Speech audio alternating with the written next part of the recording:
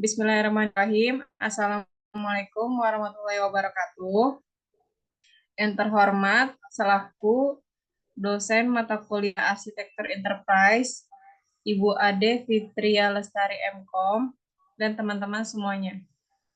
Hari ini, kelompok kami akan mempresentasikan hasil laporan tugas akhir semester 6, yaitu dengan judul Implementasi Arsitektur Enterprise dengan TOGAF ADM pada sistem penggalangan dana untuk penanggulangan bencana. Pertama, saya akan memperkenalkan kelompok saya.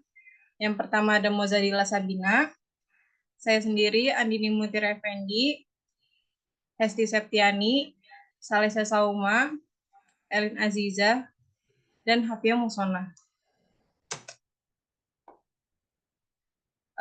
Kita akan membahas 3 poin, yaitu yang pertama ada pendahuluan yang berisi latar belakang, maksud dan tujuan, dan ruang lingkup. Lalu yang kedua ada pembahasan, dan ketiga ada kesimpulan dan saran. Baik, pertama terlebih dahulu saya akan menjelaskan tentang pendahuluan, yaitu adalah latar belakang, maksud dan tujuan, dan ruang lingkup. Pertama adalah latar belakang, di mana di Indonesia rentan terhadap bencana alam seperti gempa bumi, tsunami, letusan gunung berapi, banjir, dan tanah longsor yang setiap tahunnya berdampak pada ribuan orang dan menyebabkan kerugian besar.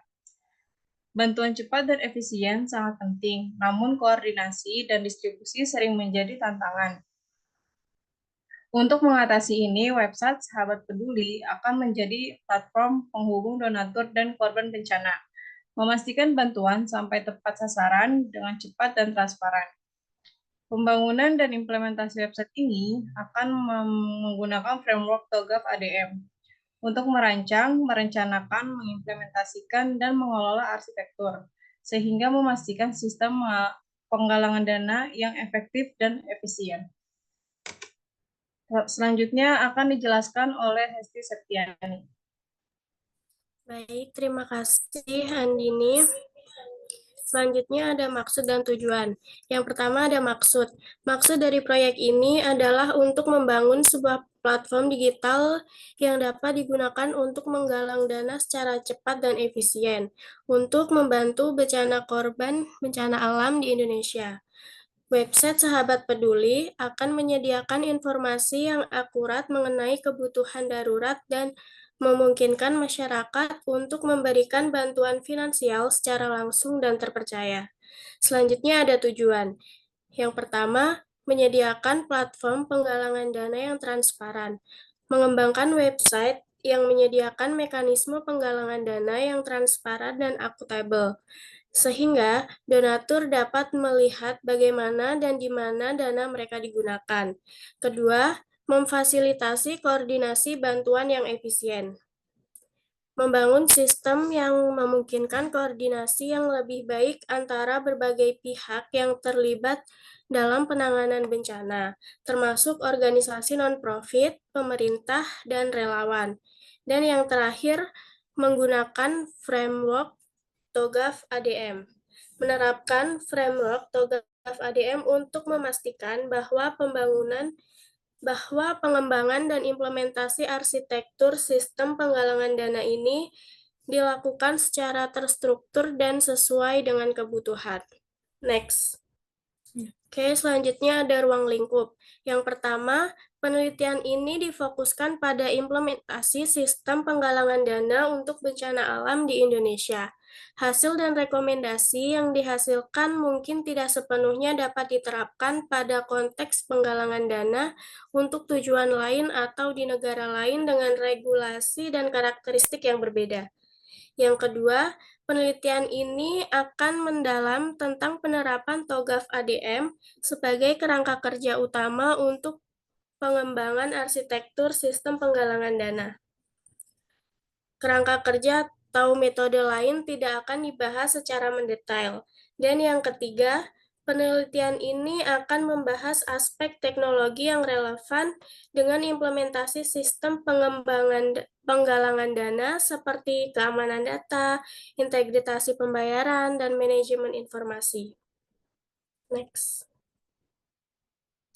Selanjutnya, pembahasan akan dijelaskan oleh Mozadila. Ya, saya akan menjelaskan tentang pembahasan. Yang pertama di sini yaitu pembahasan TOGAF ADM.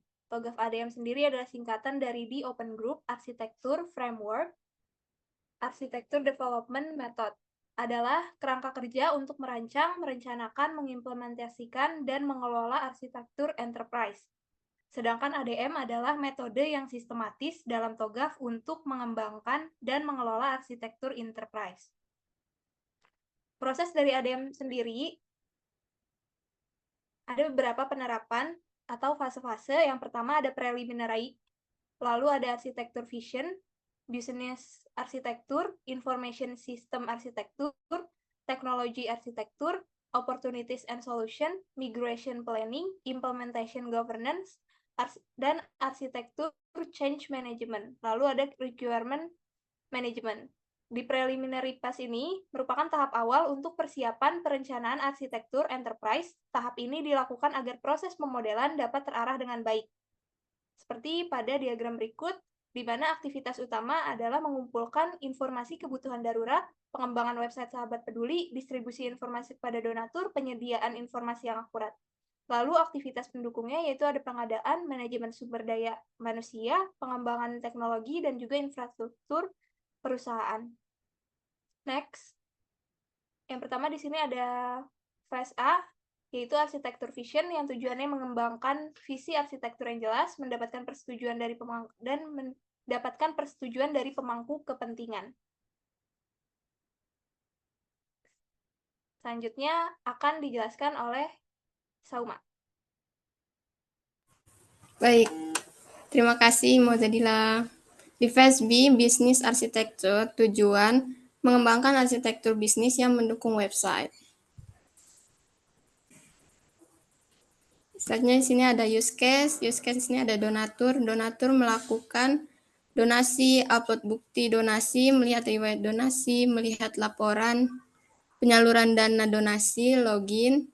Lalu ada relawan dapat login, membuat laporan penyaluran donasi, menerima dana donasi, verifikasi donasi. Selalu admin, mengelola data relawan, mengelola data donatur, mengelola data donasi, menerima laporan penyaluran donasi. Di donatur login ini, kita extend daftar akun, lalu relawan juga login, extend dengan daftar akun. Lalu admin menerima laporan penyaluran donasi, itu extend ke membuat laporan penyaluran donasi.